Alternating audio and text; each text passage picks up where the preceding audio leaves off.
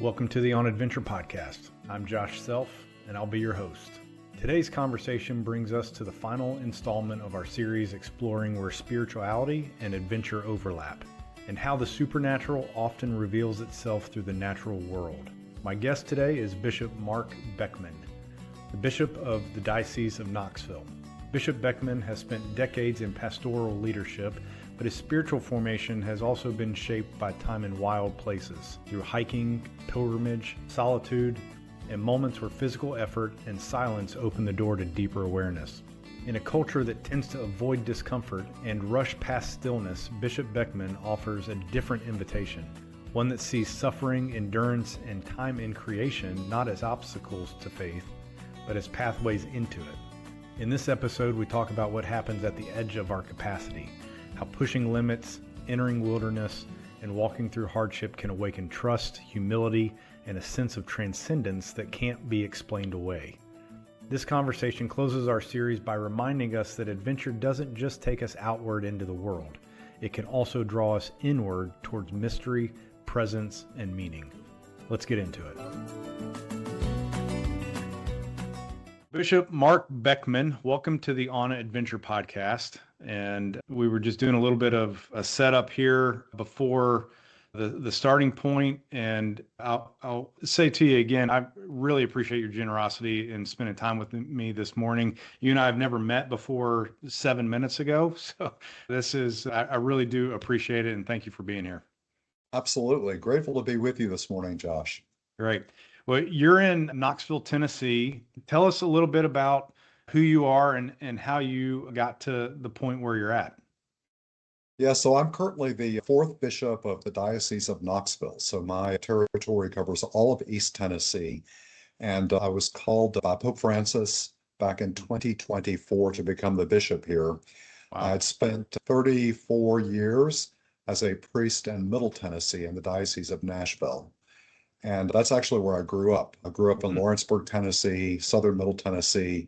And so a lifelong Tennessean, except the years that I spent studying for college and graduate studies. Where was that? So 4 years in Davenport, Iowa, undergraduate work studies, and started in science and switched to history, got my degree in history at St. Ambrose College, now university, and then graduate studies at the Catholic University of Louvain in Belgium. And Wow. I got my master's in religious studies from there. Did you know, like even going into undergrad, that ministry was really where your focus was going to be? Yes. I Really? was thinking about ministry as early in a serious way as a junior in high school, actually. So that's when my discernment began. And it takes about 8 years of preparation after high school to do the necessary studies, or it did in those days. And so I was in that ongoing preparation and discernment phase during those years. Was there a particular moment that became clear to you, or was it more of a gradual path through high school? Well, I will tell you, we received, when I was in 7th or 8th grade, a young priest in our parish, and he was very dynamic, very connected to the people, especially our young people, and also seemed to me a very prayerful man, close to God. And I think it was really his example and friendship that really planted the seed and inspired in me the desire to become a priest. Wow. So that kind of grew over those 4 years that he was with us. And I remember, as you talk about the outdoors, I remember he would take us to the state park, David Crockett State Park, for outdoor hiking as a youth group and even outdoor masses. So I remember that experience even from my teen years. How about that? So that started pretty early for you. Is that, not being of a Catholic background, is that typical within a Catholic youth group that a priest would do that? I think in those days it was something that was done more frequently probably than it is today. Okay. So, and I will say from very early in my life, I love the outdoors. I lived on the edge of town and we had a pine forest and a creek near us and pastures. And I used to love being in those woods, and I felt close to God outside almost from the time I was a young person. That's very interesting. So tell me a little bit about, if you could maybe put a finger on that, What is it, or has it been for you about being outdoors that where you feel the presence of God? I think there's something about the natural beauty, the stillness and the quiet very often, and being away from structured things. I think John Muir said, that the forest are the original cathedrals. And to me, I've definitely found that to be the case, especially when I'm in old growth forest. It feels like I'm definitely in a cathedral walking with God. And I don't mind hiking alone. I've done that quite a bit.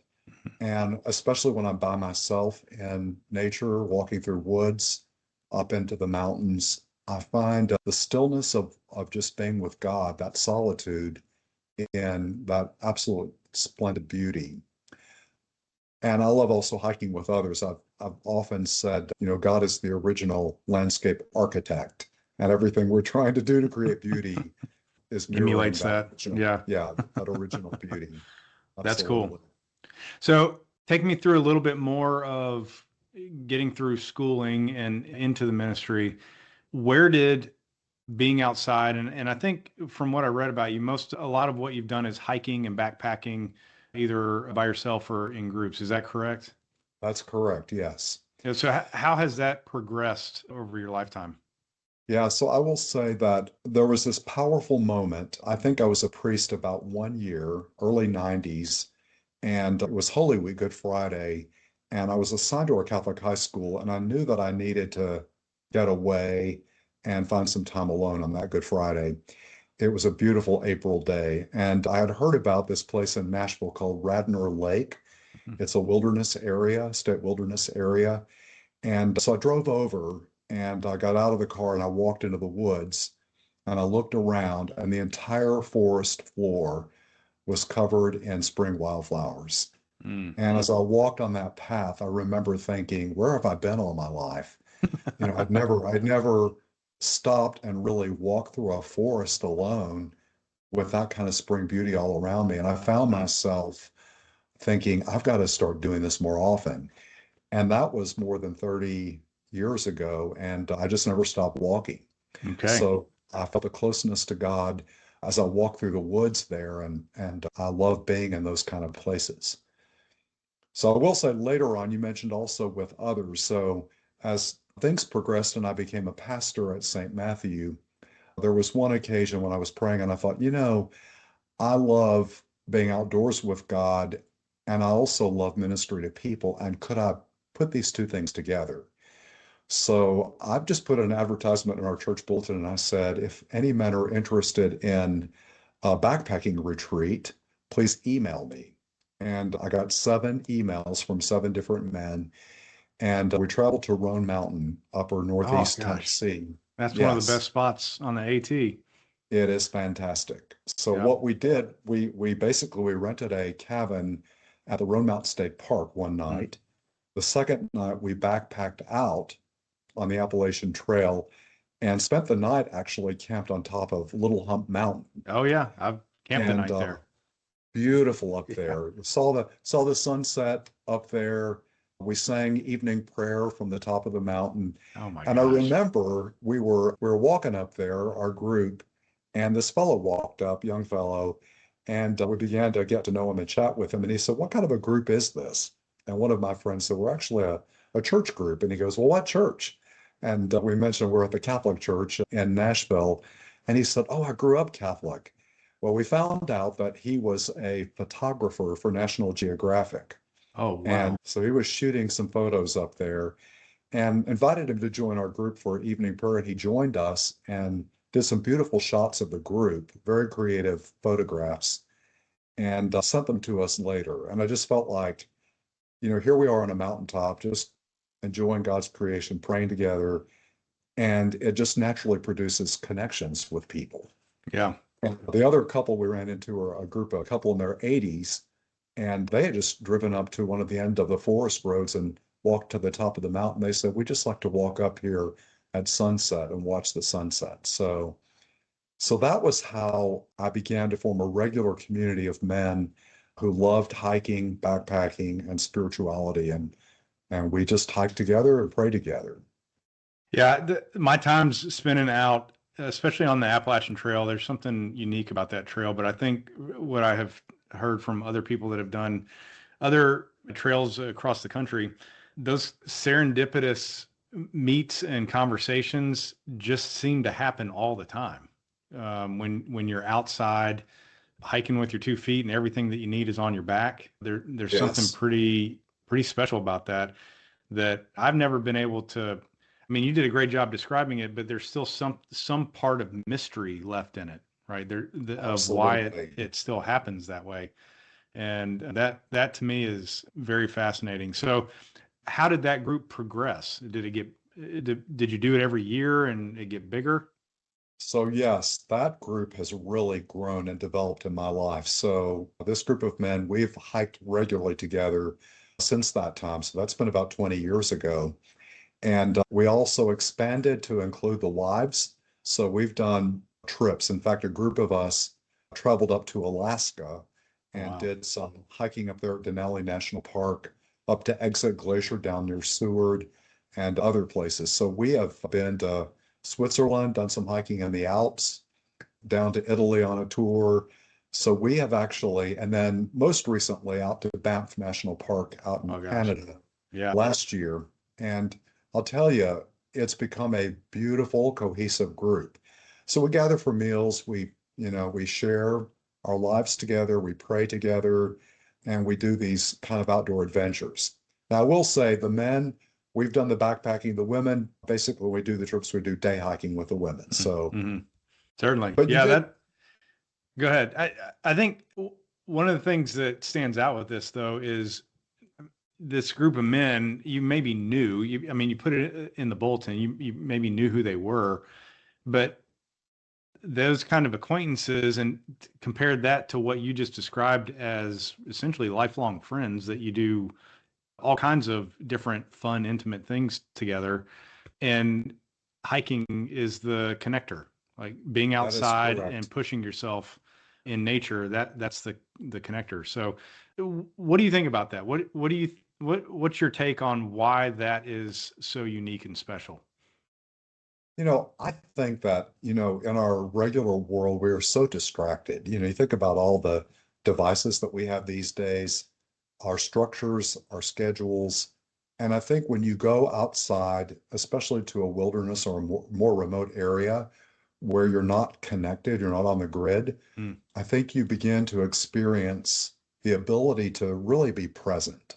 And that has certainly been true for me, present to myself, present to creation, and present to the other people. And I think it provides that natural setting where authentic sharing can happen.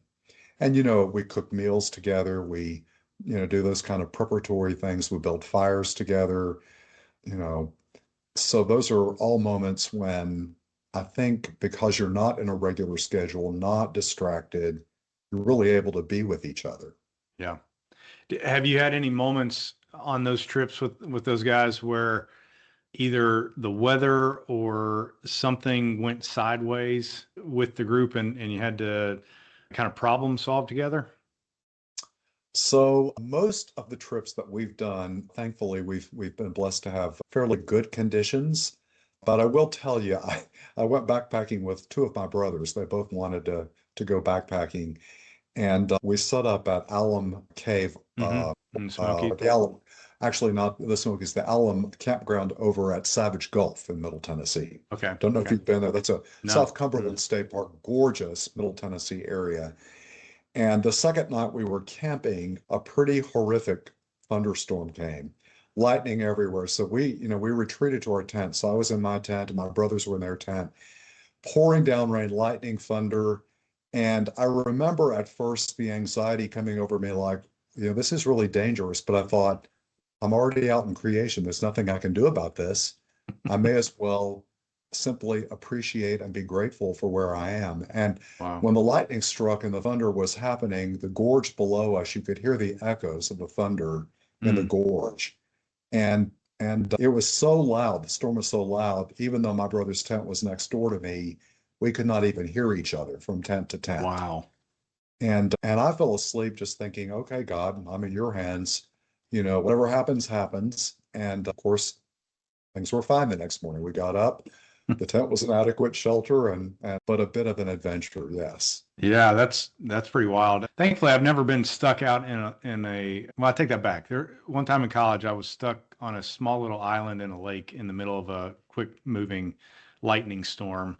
Mm, And it was the same kind of deal. There's nowhere to go. You're not going to get back in the canoe and paddle across the lake in the middle of it. So hold on and see what happens. But I distinctly remember with that one, as fast as it moved in, it left just as quickly.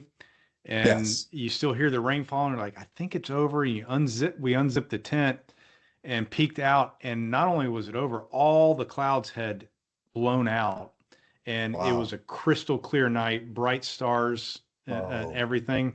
And so it was like that juxtaposition of, the fiery storm right before the clarity of the night sky.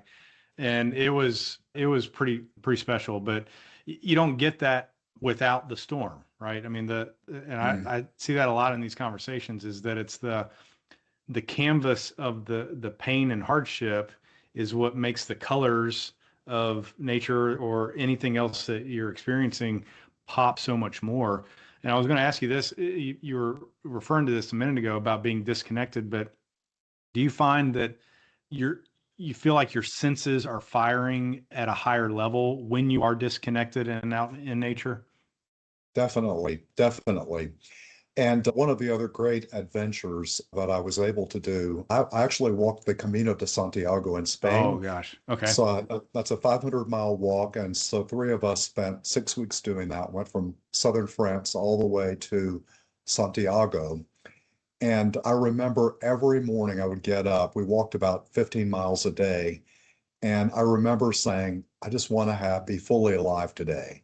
Hmm. So my prayer was simple in the morning. I'd say, God, help me to see today with my eyes, help me to hear, help me to smell and taste and touch. And so it was kind of a prayer of just awakening to the senses around me. And I'll tell you, looking around the world, I thought this is every day it was beautiful. Hmm. And when I came back, I did a kind of a presentation and showed people pictures. And someone said to me, did you just pick the best days or was every day really that beautiful? And I said, actually, every day had its own beauty. And it really did. Hmm.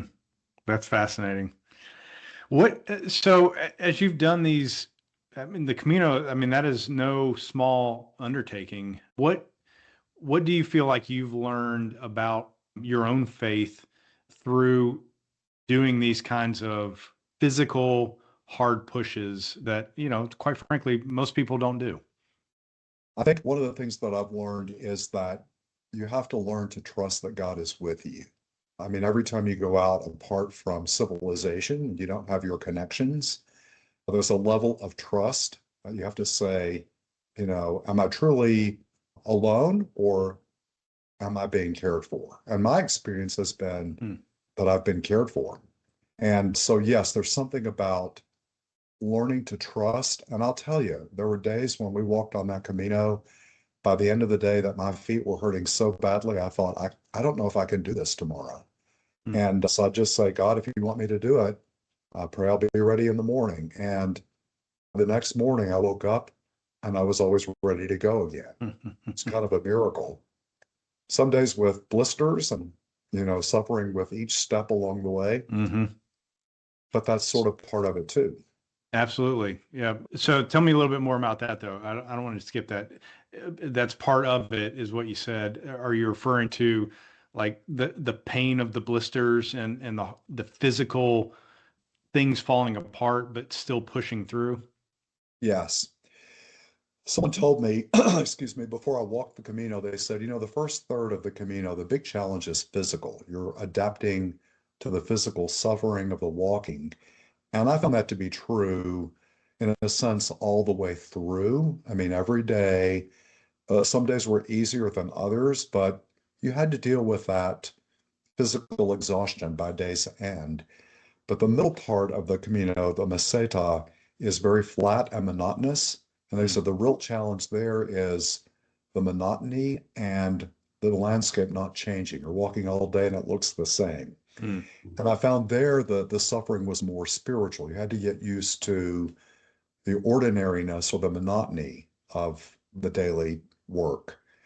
And then they said the last part was very spiritual as you got closer.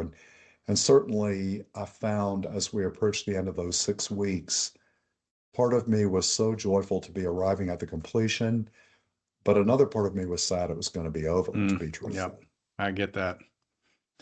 How have those been lessons that you've been able to translate into your ministry to folks back in Knoxville? Yes, actually, I wrote a series of spiritual reflections on my Camino journey, which I published in our church bulletin. And there are many times when I'm preaching a homily when one of those lessons or another from the Camino will come back to me. So yes, absolutely. That's very, I mean, what you're saying about the middle part being a spiritual challenge through the monotony of sameness.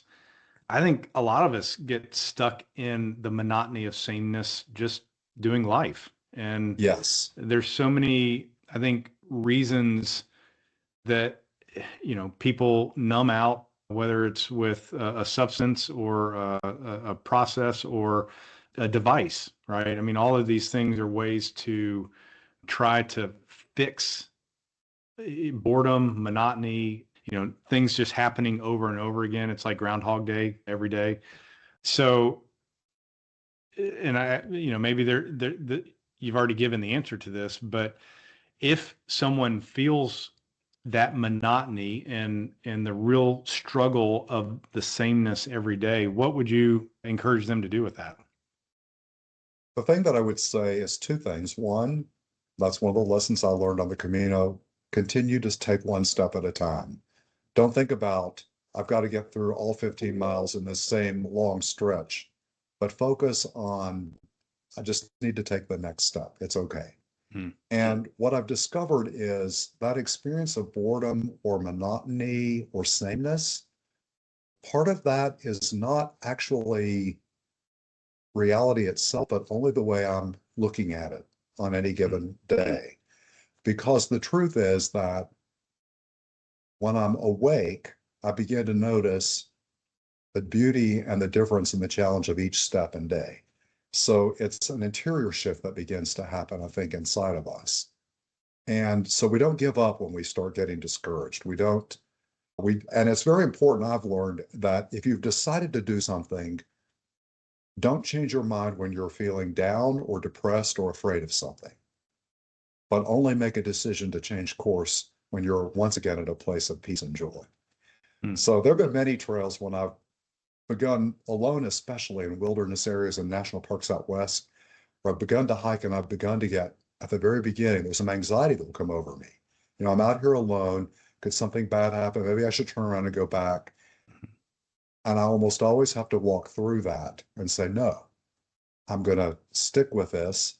And almost always by the end of the day, I'm so grateful that I didn't turn around. Very, very interesting. I've interviewed, as an example, ultra marathon runners, and people look at them and go, how do you run 100 miles? How do you run that far, that long? Because any of us that have done anything hard at any point, you get to a point where your brain is saying, no, this hurts too bad. It's dangerous. You need to stop. And then we stop, right? I think it's a protective mechanism, but what has also been proven out both in science and in everyday life with these everyday explorers is that what our mind tells us is not always true, that we can push past that and discover something pretty amazing and beautiful on the other side of it. But it can be a thin margin. I had one guest say, you want to push into the growth zone, but if you push too far, you enter the death zone, right?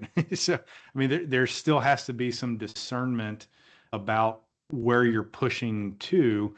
But one of the things these ultramarathoners talk about, and you just said something that reminded me of this, is they get to a point where the brain is saying, stop, stop, stop. And one way they override that is they'll either have a mantra, a thing they say to themselves over and over again. Some people call it, would say a prayer that they say over and over again. And then other people say they count trees.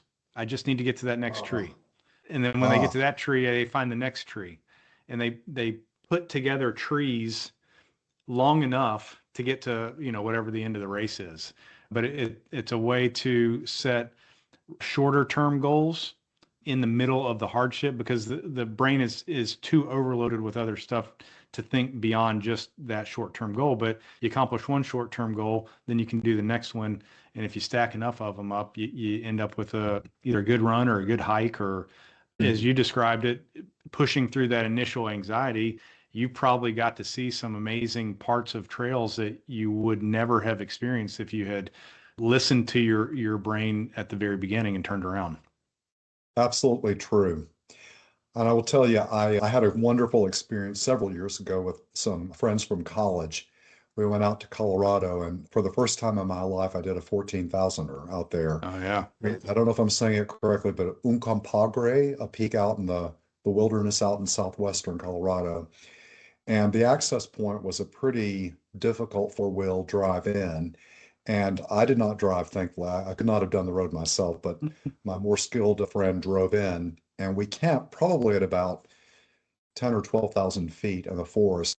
And the next day, Wow. when we were going to do the ascent up to the top of the mountain, and the deprivation of oxygen at that height is pretty significant for somebody from Tennessee, So I found it extraordinarily difficult. It was like walking, for a while, it felt like walking on the moon because I was like, but the landscape around us, the fluorescent flowers in that July were incredibly vivid. But again, one step at a time. And I got to the final ascent, and it was kind of a steep. It required a scramble with Hmm. some legs. And I'm a bit afraid of those precipitous heights. And I thought, I don't know that I can do this. Hmm. And my friends were doing it. And I thought, it was not that tall.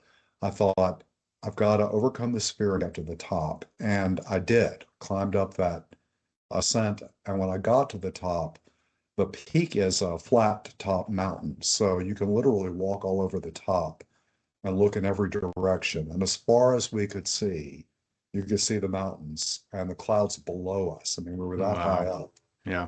And the incredible beauty of it all. And I thought to myself, had I not pushed myself beyond that fear, I would never have seen this beauty and got through the difficulty of making that ascent. So yes, sometimes we have to realize that we can do more than we think we can. Yeah.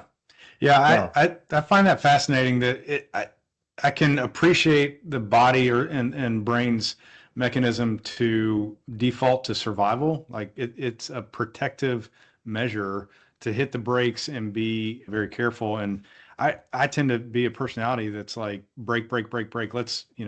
Some people are, fire ready aim, and I'm going to aim probably longer than I need to before I fire. And so this is always a helpful reminder for me to, sometimes you still aim, but sometimes you just got to go. Sometimes you just got to do it. And just because the feeling is there doesn't mean that it's reality. I also tend to not like heights. I love being in the mountains. I love being in high places, but being on the edge of a high place makes my legs get a little bit weak. But I have noticed that the more I can try to take it in little spurts, it's kind of like exposure therapy. You get a little more comfortable with it over time. But I think what you're describing is something that I long for in these different things as well, as pushing beyond that to get to the literal summit and go, man, I just did that. I'm the kind of person that can push through that and get to the top of a 14,000 foot peak in Colorado. So that had to be a pretty cool experience. incredibly beautiful and powerful experience. And again, doing it with good friends, there's something about that sense of community and bonding that we've done this together. It's Mhm. a common journey. Yeah, and I wonder if you hadn't seen them pushing through that and had that little healthy peer pressure, if you had just been doing it by yourself, do you think you would have still pushed yourself to get up to the very top? No, I would not have done it alone, I suspect. Yeah, that definitely involves support of community for Yeah. sure.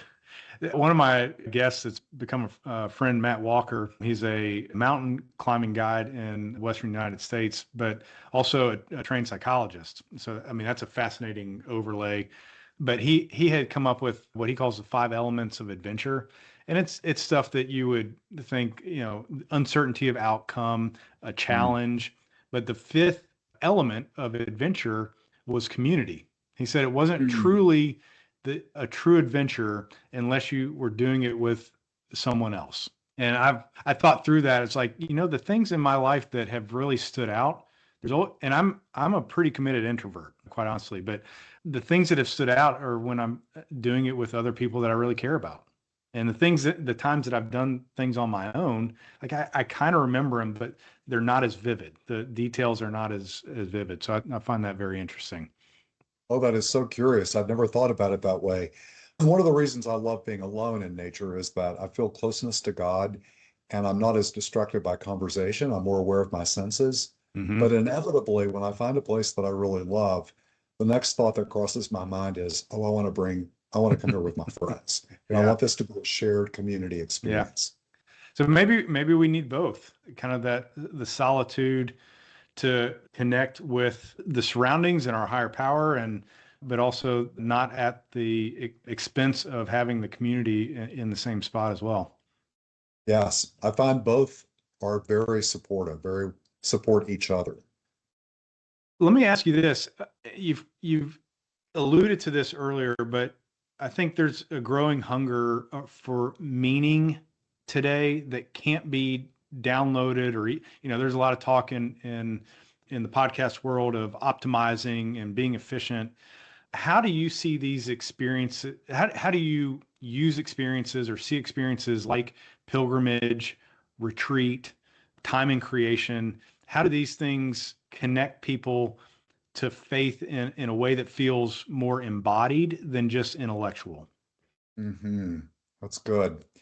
I think that my experience of the presence of God, of Creator, is that God is everywhere in all reality. And when I'm in my normal surroundings, I am easily distracted. So it is something about going out into something that I didn't create and no human being created that puts me in connection with this, I guess, my own smallness and the Mm. greatness of the universe, which is so much bigger than I am. And you mentioned earlier, after a storm, the night sky, and there have been also moments when I have walked outside in very remote areas, and you feel like you're on the edge of the universe, almost like you could Yeah. reach up and grab one of the stars out of the sky. They're so close. And you get a sense that, when we're in city lights, we miss that. So Hmm. for me, it's somehow all of those elements about being outside our comfort zone, something about just the beauty and grandeur of creation that is incredibly, it opens us to something bigger and better and more meaningful. And the other thing I think about is the intentionality, the meaning and the purpose and the orderliness of the universe. It's just a single tree is such an incredible reality. Even a desert landscape and its Hmm. emptiness is there's something about it that is incredible. And I've even noticed animals, squirrels, other forms of animals, deer, when they go up to the top of a ridge, they stop and they look around. It's almost Oh, like interesting. even creatures notice beautiful places. Hmm. Even the animals know true beauty when they see it. Yeah, that's fascinating. There is, I don't know if you've heard of Wendell Berry. I have heard that Yeah, name. Is it he's a, poet? he's a poet, lives on a farm in Kentucky, and has done that, I think, pretty much his entire life. He's very much a kind of modern day Thoreau of writing about nature and the value of the outside and farming, and he has a poem called, I don't know, I've read a little bit of what he's written, but one that stands out is called Peace of the Wild Things. Mm, And he has a phrase in there that the day blind stars, he calls them the day blind stars. I'm like, that is an incredible way to describe when you're standing out at night and you see the sky full of stars, but they're always there. They're just Yes. day blind, right? Yes. And then they come out Hidden by at the night. light of our own sun. That's right. Yes. So a couple of weeks ago, I was hiking with a group of guys in the Linville Gorge area in North Oh, Carolina, and had one of those experiences, what you just described. It rained on us for about a day and a half straight, just torrential downpour.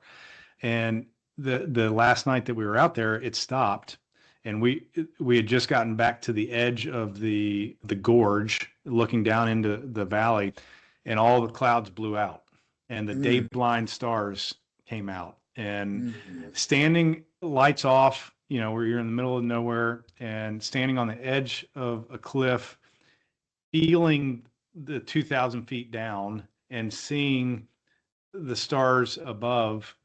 I got home and I told my wife, I said, it was great. I felt incredibly small, like so small from the awe and wonder that was surrounding me. And I don't, I, it, maybe people get that in other places, but I don't get it unless one, I'm out there somewhere. But the fact that we had kind of struggled through 24 hours of, wet and chafing and soaking everything to get that, I mean, it was pretty unique. And I think you've described that in other places that you've gone as well. One of the things I read about you is this idea of retreat. And yes. what does that mean? Maybe describe that. We've got a few minutes here before we wrap up, but Sure. what exactly does retreat look like, and how can an everyday explorer use that to really connect to the mystery of their own faith? Mm-hmm. Yeah, I've been in the regular habit of doing retreats since the late 80s. And my favorite types of retreats are what they call directed ones, where you spend the day alone in silence. And they normally recommend 4 prayer periods a day. And you meet with a director once a day to talk about what's happening in your prayer. And he or she will make recommendations for the next 24 hours. But they encourage you to spend time in stillness and solitude and silence and just being that quiet with yourself and being open to the mystery of God. I found that those times I went out to the Rocky Mountains to Crestone, Colorado. It's the base of the Mm, Sangre de Cristos, and stayed at a hermitage alone. And the three things they talked about were solitude, silence, and wilderness mm, as places to encounter God. And I found that being alone out there and being still with God and listening, privileged avenues to grow close to God. And the same year I did my Camino walk, I did a 30-day retreat on the ocean up in Gloucester, Massachusetts. oh, The wow. Jesuits have a retreat house there, and every single morning, prayer period one, I would be sitting in this chair with my mug of coffee, looking at the ocean, watching the sunrise. And 30 days in a row, I never knew that if you were in the same spot, watching the sunrise each day, you'd think it would look the same. Every morning, the sunrise was different. Wow. The moisture in the air, the clouds, whatever it was, every single encounter was a new beginning. And I find that if we take time to do that, if we retreat from our ordinary routines, to be silent and still and alone with God and to listen, we discover great things.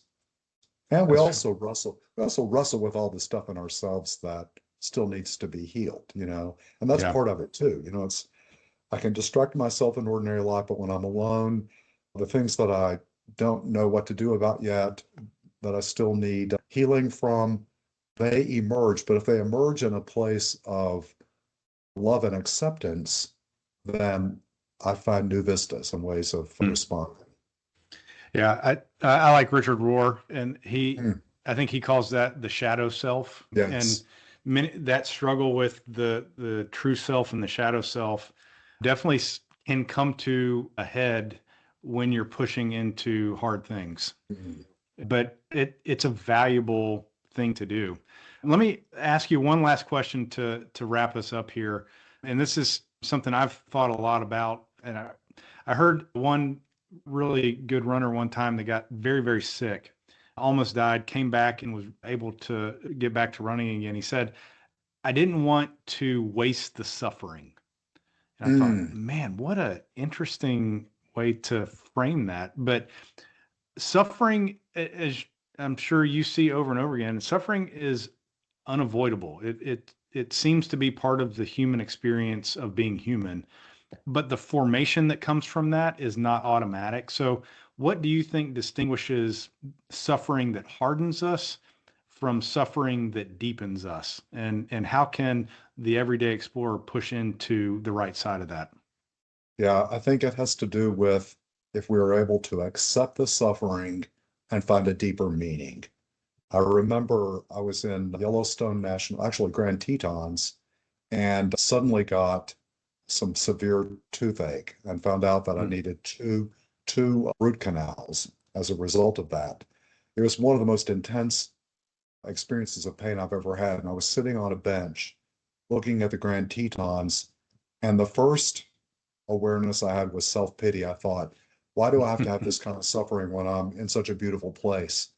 And I continued to breathe and look. And at one moment I thought, no, I thought, if I'm experiencing this suffering, I am so grateful that I can look at something so beautiful in Oh, the wow. midst of the suffering. So my whole horizon shifted.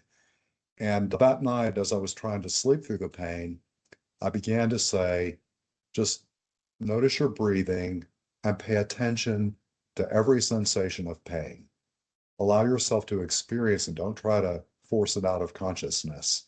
And I think that meditation of feeling the pain and breathing in and out gave me a peace that was deeper than the suffering. And Mm. then I was able to act and call my dentist and say, I got to get help. And he said, come home early. And I got my two root canals. So yes, it's Yeah, the way we look at suffering, I it's think. so good. And that matches right up with something. Gosh, I'm blanking on who said this. I want to give them the right credit, but that suffering, the equation of suffering is suffering equals pain plus resistance. So Ah, the more we can lower the resistance, it has a one for one lowering of the suffering. Can't do anything about the pain. So I mean that to me is beautifully what you just described. You could not in that moment do anything with the pain, but you lowered the resistance to it and got something else out. Not only did the suffering lower for you, but you got to experience the Tetons in a different way, which man, so cool. That was a great example. So Bishop Mark Beckman, thank you very much for doing this. you're most welcome. Thank you I, for reaching out. Truly, it's been a pleasure to spend the hour with you, I, fellow journeyer, fellow that's hiker. right. So That's right. Well, next time I'm in Knoxville, I will look you up and maybe we can meet in person and have care. I'd love to carry this conversation on. Usually these go so well that by the end of an hour, it's like, man, I need another three. Yeah, we could yes, just keep yes, talking about it. So, that sounds great. Well, maybe we could break bread together, catch a meal together. So all right. thank Very you. good. Thank you, Josh. Okay. Thanks for listening to another episode of the On Adventure podcast. Be on the lookout for another episode dropping in a couple weeks. And be sure to go to our YouTube page and subscribe and follow us there, as well as on all the socials from Facebook to Instagram and LinkedIn. Until our next episode, I hope you stay safe and stay on adventure.